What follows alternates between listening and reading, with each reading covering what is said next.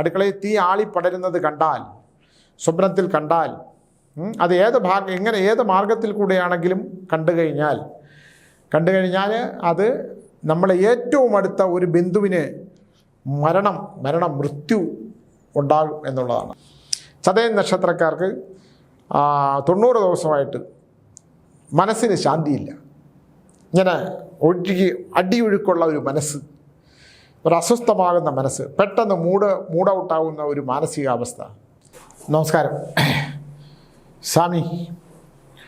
സ്വാമി സ്വപ്നങ്ങളെക്കുറിച്ച് പറയുമ്പം പേടിയാവുകയാണ്. ഞാൻ പറഞ്ഞ എന്തിനാണ്? യഥാർത്ഥത്തിൽ സ്വപ്നങ്ങൾ ഓരോ ദിവസം ഓരോ സ്വപ്നം കാണുകയാണ്. ഞാൻ പറഞ്ഞു പിന്നല്ലാതെ ഒരേ സമയം തന്നെ ഒരുപാട് സ്വപ്നങ്ങൾ കാണുന്നവരുണ്ടല്ലോ. താങ്കൾക്ക് എന്താണ് പ്രശ്നം? അപ്പോൾ പുള്ളി എന്നോട് പറഞ്ഞു, എൻ്റെ വീട് തീ പിടിക്കുകയാണ്. എൻ്റെ വീട് തീ പിടിച്ച് ആൾക്കാരെല്ലാം കൂടെ ഒന്ന് തീ അണയ്ക്കുന്നതായിട്ടും തീ പിടിക്കുന്നതായിട്ടുമാണ് ഞാൻ സ്വാമി സ്വപ്നം കാണുന്നത്. എനിക്ക് എന്തെങ്കിലും സംഭവിക്കൂ? ഞാൻ സന്താനങ്ങളുണ്ടോ? സന്താനങ്ങളൊക്കെ ഉണ്ട്. അവരൊക്കെ എങ്ങനെ? അവരൊന്നും വലിയ ഗുണമൊന്നുമില്ല സ്വാമി. അതിന് എത്ര പേര് മക്കൾ വീട്ടിലുണ്ട്? അത് വീട്ടിലെന്ന് പറഞ്ഞാൽ ഒന്നും പറയേണ്ട സ്വാമി. ഇളയവൻ പഠിച്ചുകൊണ്ടിരുന്നതാണ്, ഇപ്പം മുറിയിൽ നിന്ന് ഇവിടെ ഇറങ്ങൂല. ഞാൻ പറഞ്ഞാൽ നല്ലതില്ലേ? അപ്പം എന്താണ് തീ പിടിക്കുന്നത്? വീട് തീ പിടിക്കുന്നതാണോ കട്ടിൽ തീ പിടിക്കുന്നതായിട്ടാണോ കാണുന്നത്? കിടക്കുന്ന കട്ടിൽ. അപ്പം കട്ടിലിനടിയിൽ നിന്നാണ് തീ പൊങ്ങി വരുന്നത് കാണുന്നത്. കിടക്കുന്ന കട്ടിൽ തീ പിടിക്കുന്നതായിട്ട് കണ്ടാൽ, പുരുഷനാണ് കണ്ടാൽ സ്ത്രീ രോഗിയായിത്തീരും. നിങ്ങളുടെ വീട്ടിൽ സ്ത്രീയായിട്ട് കണ്ടാൽ, സ്ത്രീയാണെങ്കിൽ പുരുഷന് രോഗം വരും. മൊത്തത്തിൽ വീട് തീ പിടിക്കുന്നതായിട്ട് കാണുകയാൽ, ഭാര്യയോ ഭർത്താവോ ഇത് കണ്ടു കഴിഞ്ഞാൽ മൊത്തത്തിൽ വീട് തീ പിടിക്കുന്ന രണ്ടുപേരും ഒരുമിച്ച് കാണുന്നവരുമുണ്ട്. ഒരുമിച്ച് കണ്ടാൽ പോലും ദോഷം വരും. അപ്പോൾ പുള്ളി എൻ്റെ അടുത്ത് പറഞ്ഞു, സ്വാമി ഞാൻ കണ്ടൊരു സ്വപ്നം കൂടെ ഞാൻ ഒന്ന് പറയട്ടെ ഇന്നലേത്. ഞാൻ പറഞ്ഞാൽ പറയൂ, എന്താണ്? ഞാൻ ഉറങ്ങിക്കിടക്കുമ്പോൾ എൻ്റെ നേരെ ഒരു സിംഹം ചാടി വരുന്നു. ഞാൻ പറഞ്ഞു, എന്നിട്ട് ഞാൻ ആ കത്തിയെടുത്ത് ആ സിംഹത്തിനെ കിടക്കരടിയിൽ ഞാനന്ന് ഒരു കത്തി വെച്ചേക്കും. ഞാൻ അതെന്തിനാണ്? അത് ഞാൻ ഒരു സുരക്ഷിതമായിട്ട് വെച്ചേക്കാണ്. ഞാൻ ആ കത്തിയെടുത്ത് ആ സിംഹത്തിനെ ആഞ്ഞു കുത്തിയതാണ്. പക്ഷേ എൻ്റെ ഭാഗ്യം കൊണ്ട് എൻ്റെ ഭാര്യയെ രക്ഷപ്പെട്ടു സ്വാമി. സ്വപ്നമായിരുന്നെന്ന്. കാരണം ഇയാൾ പൊക്കിയെടുക്കുമ്പോൾ തന്നെ ഭാര്യ അലറിക്കൊണ്ട് മാറിക്കളഞ്ഞു. ഇല്ലെങ്കിൽ ഭാര്യയെ കുത്തിയനെ. ഇപ്പം സ്വപ്നങ്ങൾ ഉണ്ടാക്കുന്ന ജയിൽ ശിക്ഷ അനുഭവിക്കേണ്ട യോഗമാണ്. കാരണം ഇദ്ദേഹത്തിന് കാരാഗ്രഹവാസം കിടക്കുവാണ്. അപ്പോൾ ഞാൻ പറഞ്ഞു, നിങ്ങളിനി ഭാര്യയുടെ കൂടെ കിടക്കരുത്, നിങ്ങളുടെ സ്വപ്നം കുറച്ച് പ്രശ്നമാണ്. അതുകൊണ്ട് നേരെ തിരുവണ്ണാമലയിൽ പോയിട്ട് നിങ്ങളൊന്ന് നടക്കണം. എത്ര റൗണ്ട്? 3 റൗണ്ട് നടക്കണം. 3 ദിവസം അവിടെ താമസിച്ച്, ഇല്ലെങ്കിൽ നിങ്ങൾ താമസിച്ചാൽ ഒന്ന് നേരം വെളുക്കും. 10-14 കിലോമീറ്റർ തിരുവണ്ണാമലയിൽ നടന്നിട്ട് ഓം നമ ശിവായ, ഓം നമ ശിവായ, ഓം നമ ശിവായ, ഓം നമ ശിവായ, അല്ലാതെ ഓം നമ ശിവായ ഓം നമ ശിവായ എന്ന് പാലിക്കരുത്. ശരീരത്തിന് ബോധത്തോടെ ശിവലിംഗത്തിലല്ല, ശിവലിംഗത്തിൽ ധാരയായി ജലം വീഴുന്നത് മനസ്സിൽ സങ്കല്പിച്ചുകൊണ്ട്, ശിവധാര മനസ്സിൽ സങ്കല്പിച്ചുകൊണ്ട് 3 റൗണ്ട് ആ തിരുവണ്ണാമലയിൽ നടന്നാൽ ഇതിൽ നിന്ന് മോക്ഷപ്രാപ്തി ലഭിക്കും. ഇല്ലെങ്കിൽ ഭയങ്കര ബുദ്ധിമുട്ടാണ്.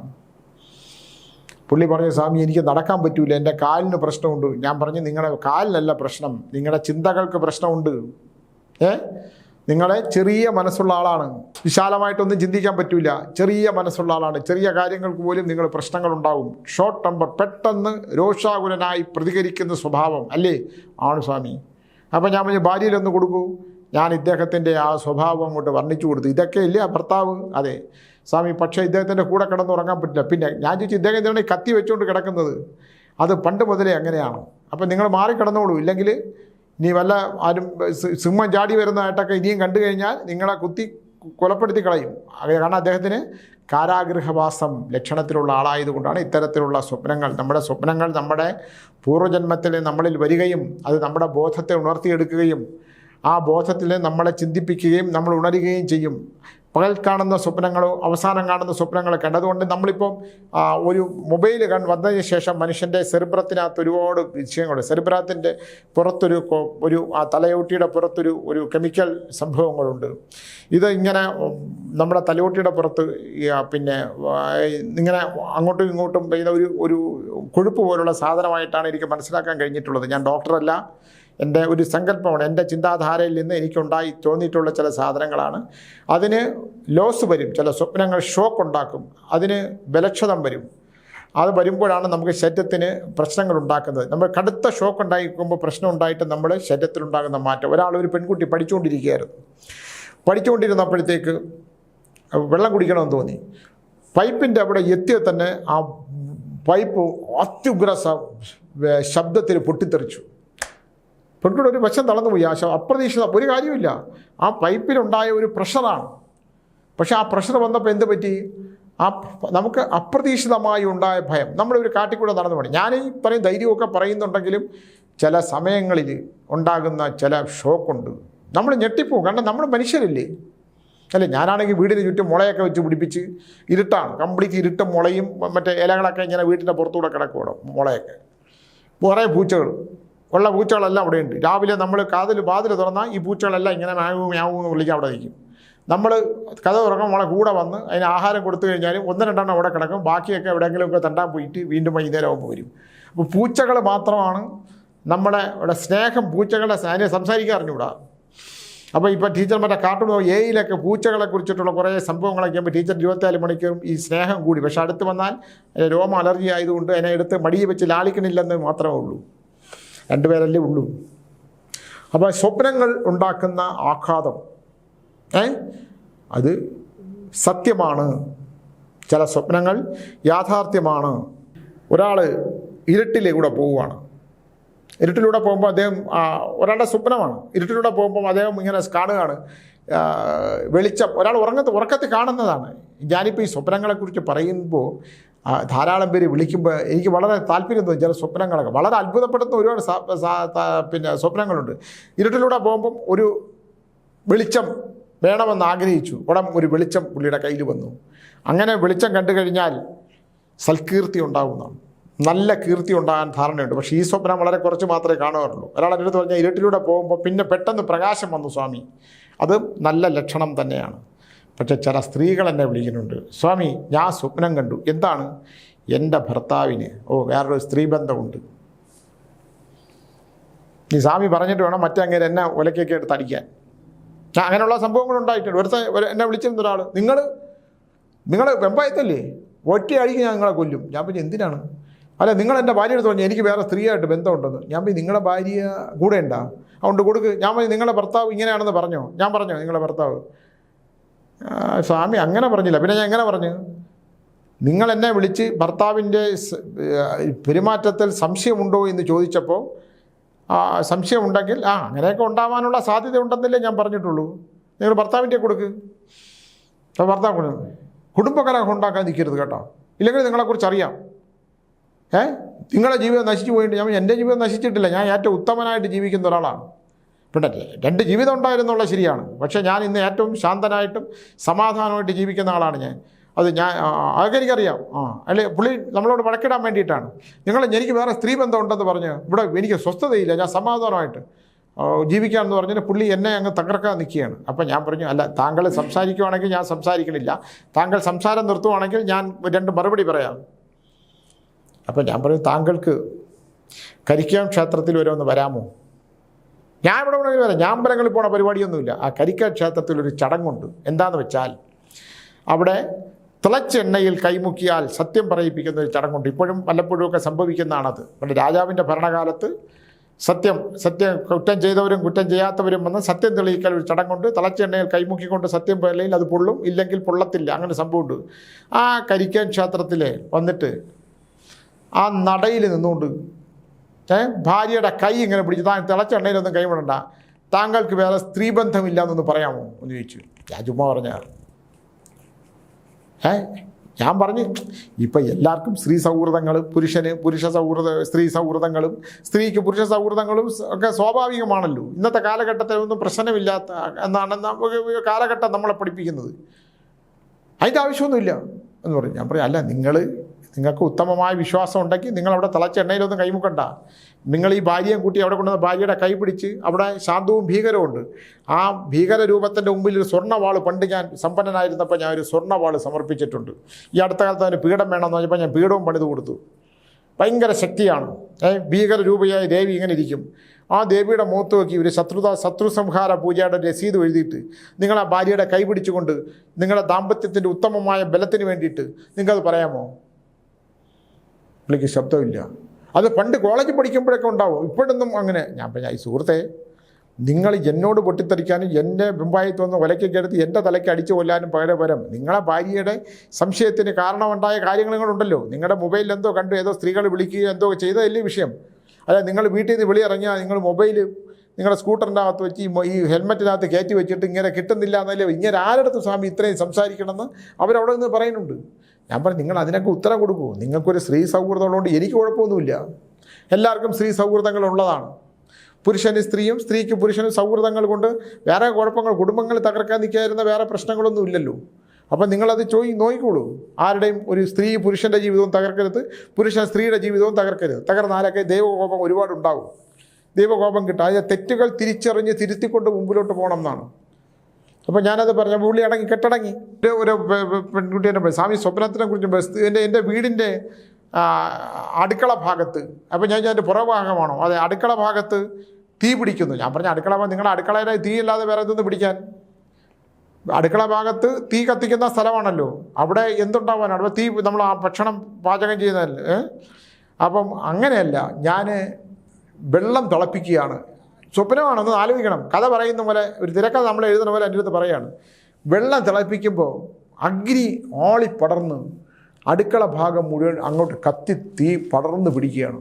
പടർന്ന് പിടിച്ച് വീട് മുഴുവൻ കത്തിത്തീരുകയാണ് എന്ന് പറഞ്ഞു. ഇതിന് വല്ല പ്രശ്നമുണ്ടോ സ്വാമി എന്നെൻ്റെ അടുത്ത് ചോദിച്ചു. ഞാൻ പറഞ്ഞേ, സാധാരണ ഇത് സ്വപ്നഫലത്തിൽ പറയുന്നത്, നമ്മൾ ഏറ്റവും അടുത്ത ബന്ധു അടുക്കള ഭാഗം തീ പിടിച്ച് കണ്ടാൽ, അടുക്കളയിൽ തീ ആളിപ്പടരുന്നത് കണ്ടാൽ, സ്വപ്നത്തിൽ കണ്ടാൽ, അത് ഏത് മാർഗത്തിൽ കൂടെയാണെങ്കിലും കണ്ടു കഴിഞ്ഞാൽ അത് നമ്മളെ ഏറ്റവും അടുത്ത ഒരു ബന്ധുവിന് മൃത്യു ഉണ്ടാകും എന്നുള്ളതാണ്. അതിനകത്ത് വേറെ നമുക്ക് മാറ്റിവെക്കാൻ പറ്റില്ല. അടുക്കള ഭാഗത്ത് തീ ആളിപ്പടർന്ന് അടുക്കളയോടൊപ്പം കത്തിപ്പടരുന്നതായിട്ട് കണ്ടാൽ ഏറ്റവും അടുത്ത, ഏറ്റവും രക്തബന്ധമുള്ളതാകാം, മാതൃബന്ധമുള്ളതാവാം, സഹോദര ബന്ധമുള്ളതാകാം, അത് അപമൃത്യു, അതും മരണമല്ല, അത് അപമൃത്യു സംഭവിക്കുന്ന ഒരു സ്വപ്നഫലം ഉള്ളതായിട്ടാണ് എനിക്ക് എൻ്റെ അറിവാണിത് പറഞ്ഞിട്ടുള്ളതെന്ന് പറയും. സ്വപ്നങ്ങൾ നമ്മൾ ഒരിക്കലും നമ്മുടെ മനസ്സിൻ്റെ ഉണ്ടല്ലോ. അതുകൊണ്ടാണ് ഇപ്പോൾ സയൻറ്റിസ്റ്റുകൾ പറയുന്നുണ്ട്. കാരണം ഈ മൊബൈൽ നമ്മൾ ഉറങ്ങുന്നതിന് 2 മണിക്കൂർ മുമ്പ് മൊബൈലുമായിട്ടുള്ള ബന്ധം നമ്മൾ കട്ട് ചെയ്യണം. ആൾക്കാർ ഇപ്പം നമ്മൾ ട്രെയിനിലൊക്കെ പോകുമ്പോൾ മുഴുവൻ ആൾക്കാർ മൊബൈലിനകത്ത്, ആരും അടുത്തിരിക്കണം, കൊള്ളക്കാരൻ വന്ന് അടുത്തിരുന്നാൽ പോലും അറിയില്ല, അടുത്തൊരാൾ ബോംബ് വെച്ചിട്ട് പോയാലും അറിയില്ല. കാരണം എല്ലാവരും മൊബൈലിൽ ഇങ്ങനെ നോക്കി ഇങ്ങനെ ശീലമായിപ്പോയി. മൊബൈൽ കണ്ട് അതിനകത്തേക്ക് ആടിപ്പോയി. ഒരു സെക്കൻഡ് ഉണ്ടെങ്കിൽ മൊബൈൽ എടുക്കും. ഇന്നലെ കണ്ടില്ല, ഒരു പയ്യനെ കാണാനില്ല, പാലക്കാടൻ കണ്ടാണ്. അവനെന്താണ്, അവൻ ഈ ചെറിയ കുട്ടിയാണ്, വലിയ പ്രായമുള്ള പയ്യനല്ല. അവന് മൊബൈലിൽ ഇങ്ങനെയൊക്കെ ബാധ്യതയുണ്ടായി. മൊബൈലിനകത്ത് എന്തോ ഗെയിം കളിച്ച് വലിയ പ്രശ്നങ്ങൾ വന്നപ്പം വീട്ടുകാർ അവൻ്റെ മൊബൈൽ വാങ്ങിച്ച് അവൻ നാട് വിട്ടു പോയി. അവൻ കാശിക്ക് പോകണമെന്ന് പറഞ്ഞ് പോയി. കാശിക്ക് പോയാലും മൊബൈൽ നിന്ന് മാറ്റം വരാൻ പറ്റുമോ? അഡിക്ഷൻ ഉണ്ടാവുകയാണ്. ഡ്രഗ്സ് അഡിക്ഷൻ പോലെയാണ്, ലഹരി പദാർത്ഥങ്ങൾക്കുള്ള അടിമയായി പോലെയാണ് ഈ മൊബൈലിൻ്റെ അഡിക്ഷൻ. വലുതാണ്. വാർത്തകൾ നമ്മൾ TV മുമ്പിലുണ്ട്, നമുക്ക് TV ഇട്ട് കാണാം, പക്ഷെ നമ്മൾ മൊബൈലിലേ കാണുള്ളൂ. മൊബൈലുള്ള ഇപ്പോൾ നമ്മുടെ ഇതിലെ DNA സ്ഥിരം കണ്ടില്ലെങ്കിൽ എന്നെ വിളിക്കുന്നവരുണ്ടല്ലോ. അതുകൊണ്ട് ഞാൻ പമ്പായത്തുനിന്ന് 18 കിലോമീറ്റർ ഓടി ഇവിടെ വന്നിരുന്ന് പറഞ്ഞിട്ട് എനിക്ക് പറയാനുള്ളതൊക്കെ പറഞ്ഞിട്ട് പോവും. മൊബൈൽ കണ്ടില്ലെങ്കിൽ വിളിക്കും, 10 പേരെങ്കിലും വിളിക്കും. സ്വാമി ഇന്നലെ മൊബൈൽ കണ്ടിട്ടില്ല, ഇന്നലെ സ്വാമിയുടെ വാർത്ത കണ്ടില്ല, എന്ത് പറ്റി, വല്ല പ്രശ്നമുണ്ടോ എന്ന് പറഞ്ഞ് ചോദിക്കുന്ന എത്രയോ പേരുണ്ട്. അപ്പോൾ ഇതൊക്കെയുണ്ട്. അത് ഒരു കമ്മ്യൂണിക്കേഷൻ്റെ ഭാഗമാണ്. അതിനകത്ത് ഞാൻ പിന്നെ നമ്മളെ വിളിക്കുന്നവരുടെയും നമ്മുടെ ലോകത്തിൻ്റെ വിഷയങ്ങളും നമ്മളുമായിട്ട് ബന്ധപ്പെട്ടവരുടെ വിഷയങ്ങളൊക്കെ പറയും. ഇന്നലെ കർക്കിടക വാവ് കഴിഞ്ഞല്ലോ. വാവ് കഴിഞ്ഞിട്ടൊരു അമ്മ വിളിച്ചു. മക്കളും ഭർത്താവും ഒക്കെ ഒരു അപകടത്തിൽപ്പെട്ട് മരിച്ചതാണ് സ്വാമി, എൻ്റെ മരണത്തെക്കുറിച്ചൊന്ന് പറയാമോ? ഞാൻ പറഞ്ഞു, അയ്യോ അതെങ്ങനെ അമ്മ പറയാൻ പറ്റുന്നത്? സ്വത്തും പണവും എല്ലാം തന്നെ സഹോദരൻ്റെ മക്കൾക്കൊക്കെ എഴുതി വെച്ചു. അവരൊന്നും കുഴപ്പമില്ല, എല്ലാവരും അന്വേഷിച്ചൊക്കെ വരും. പക്ഷേ എൻ്റെ മനസ്സ് നിറച്ചിപ്പം കർക്കിടകം വരുമ്പം എൻ്റെ മനസ്സ്, അവർ ആക്സിഡൻറ്റ് മരിച്ചതാണ്, ഒരു അപകടത്തിൽപ്പെട്ട് മരിച്ചതാണ്. മതിയായി സ്വാമി ജീവിതം, ഒരു ദുഃഖങ്ങളുമില്ല, ഒരു ദുഃഖവുമില്ല. ഇനി അങ്ങനെ ഞാൻ ആരോഗ്യപരമായിട്ട് വല്ല പ്രശ്നമുണ്ടോ? കാലിനൊക്കെ കുറച്ച് നീരും പ്രശ്നങ്ങളൊക്കെ ഉണ്ട്. അപ്പോൾ എനിക്ക് മനസ്സ് വെച്ചിട്ട് ഞാൻ പറഞ്ഞു, അമ്മ ദോഷമൊന്നുമില്ല, അപ്പം ദൈവം ഞാൻ പറഞ്ഞു ലളിതാ സഹസ്രനാമവും വിഷ്ണു സഹസ്രനാമവും രാമായണവും ഒക്കെ കർക്കിടകത്തിൽ വായിക്കുന്നുണ്ടോ? ഒന്നും വായിക്കുന്നില്ല സ്വാമി. എന്തിനു വേണ്ടിയിട്ടാണ് വായിക്കുന്നത്? എൻ്റെ കുഞ്ഞുങ്ങളെയും എൻ്റെ ഭർത്താവിനെയും ഒക്കെ ഞാൻ ഒരുപാട് ജീവിതത്തിൽ സ്വപ്നം കണ്ട് ജീവിച്ച ഒരാളാണ്. എല്ലാവരും പോയി സ്വാമി.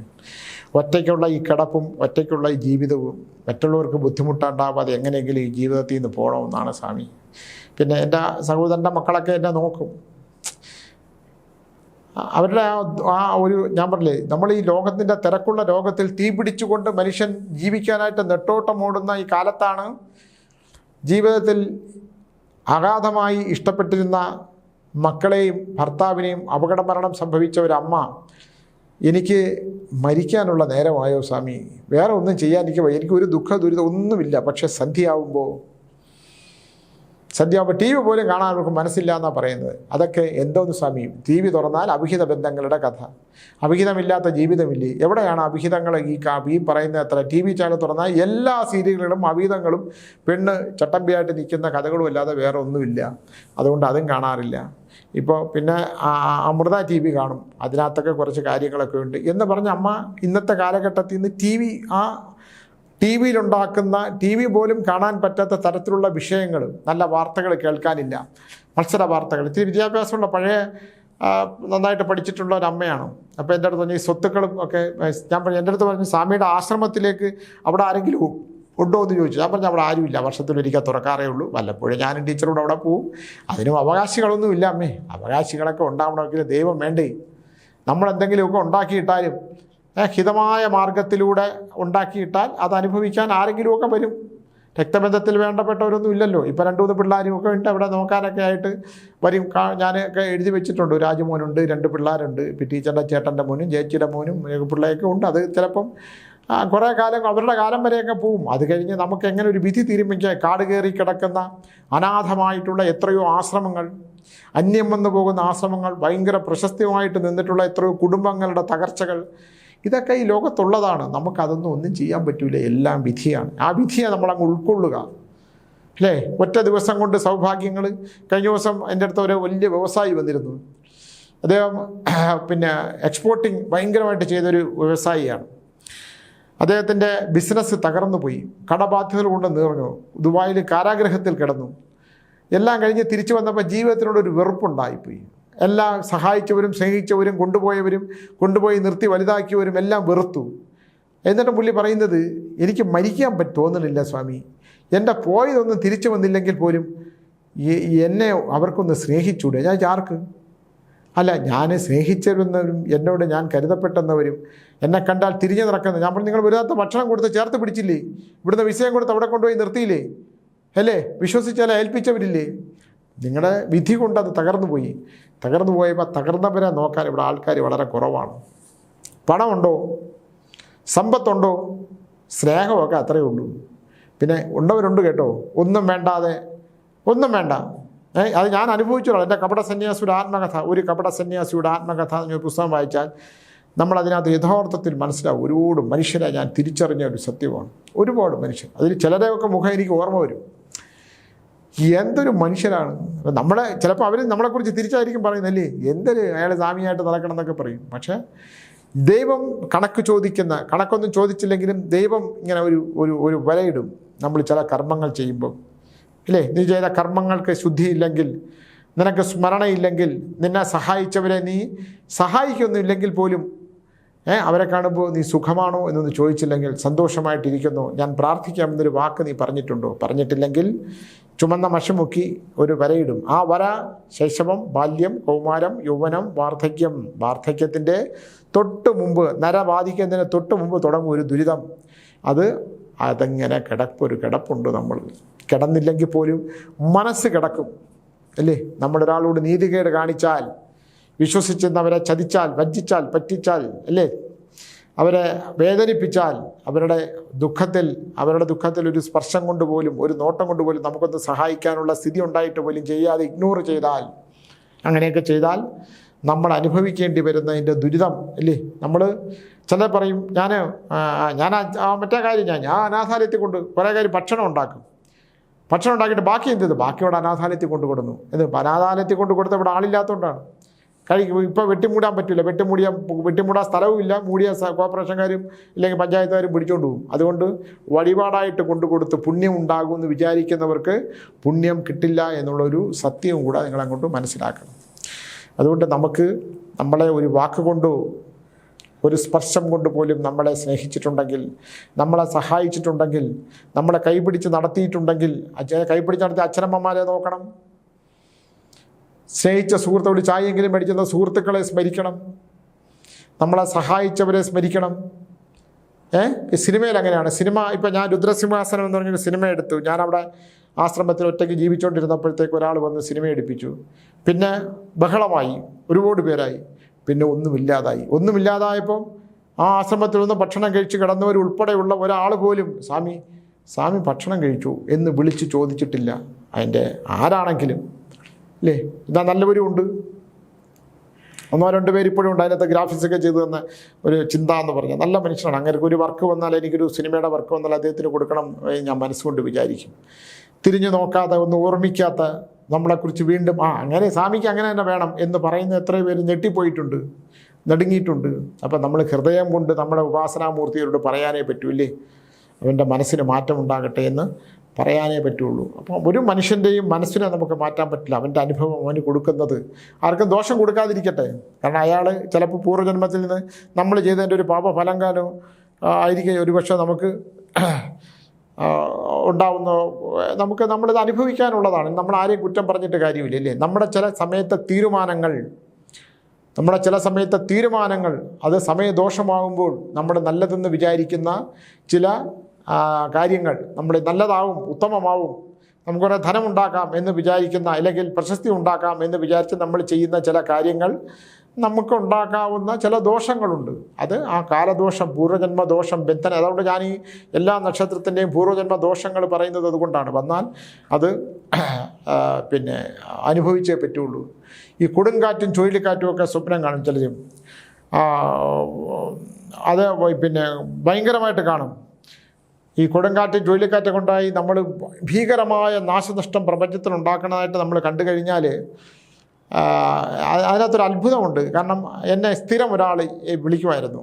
അയാൾ ഈ അടുത്ത കാലത്ത് അയാളുടെ ബിസിനസ് എല്ലാം തകർന്നു കഴിഞ്ഞു. പത്തനംതിട്ടയിലാണ്. തകർന്നു കഴിഞ്ഞിട്ട് എന്നെ വിളിച്ചിട്ട് പറഞ്ഞു, സ്വാമി ഞാനിങ്ങനെ ഇതെല്ലാം നശിക്കുന്നതിന് മുമ്പ്, സൂപ്പർ മാർക്കറ്റൊക്കെ ആയിരുന്നു, എല്ലാം നശിക്കുന്നതിന് മുമ്പ് ഞാനിങ്ങനെ ചുഴലിക്കാറ്റിൽ പെടുന്നതായിട്ട് സ്വപ്നം കണ്ടു. ഭയങ്കരമായ കാറ്റും കൊടുങ്കാറ്റും കാണുന്ന സ്വപ്നം കാണും. അപ്പം ഞാൻ പറഞ്ഞു, എന്നിട്ട് എൻ്റെ സകലതും നഷ്ടപ്പെട്ടു. അപ്പോൾ അത് സ്വപ്ന ദർശനം അങ്ങനെ വന്നത് എങ്ങനെയാണെന്ന് ഞാൻ പറഞ്ഞു നിങ്ങൾ നല്ല മനസ്സുള്ള ആളാണല്ലേ, നിങ്ങൾ ആരെയും ദ്രോഹിച്ചിട്ടില്ല സ്വാമി. ഞാൻ ആരെയും ദ്രോഹിച്ചിട്ടില്ല. ദ്രോഹിച്ചിട്ടുണ്ടെങ്കിൽ നിങ്ങൾ പേടിക്കണ്ട, നിങ്ങൾക്ക് പോയതെല്ലാം തിരിച്ചു കിട്ടും എന്ന് പറഞ്ഞു. അതെങ്ങനെയാണ് സ്വാമി? എൻ്റെ എല്ലാം നഷ്ടപ്പെട്ടു, ബാധ്യതകൾ എൻ്റെ എല്ലാം നശിച്ചു.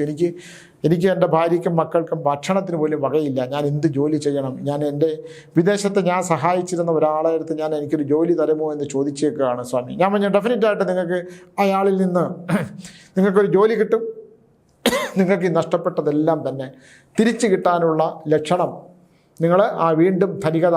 ഞാൻ ചുഴലിക്കാറ്റിൽ കൊടുങ്കാറ്റും ചുഴലിക്കാറ്റും ഉണ്ടായി നിങ്ങൾ സർവ്വതും നഷ്ടപ്പെടാനായിട്ട് സ്വപ്നം കണ്ട് നിങ്ങൾ സകലതും നഷ്ടപ്പെട്ട് കഴിഞ്ഞാൽ നിങ്ങൾ സഹായിച്ച ഒരാൾ നിങ്ങളെ സഹായിക്കും എന്ന് പറഞ്ഞു. ഈ ഒരു 4 ദിവസം മുമ്പ് ഞാൻ പറഞ്ഞിരുന്ന കാര്യമാണ്. പുള്ളി എന്നെ വിളിച്ചിട്ട് പറഞ്ഞു, ആ സുഹൃത്ത് വിളിച്ചു, അദ്ദേഹം അവിടെ ഒരു സൂപ്പർ മാർക്കറ്റ് തുടങ്ങുവാണ്.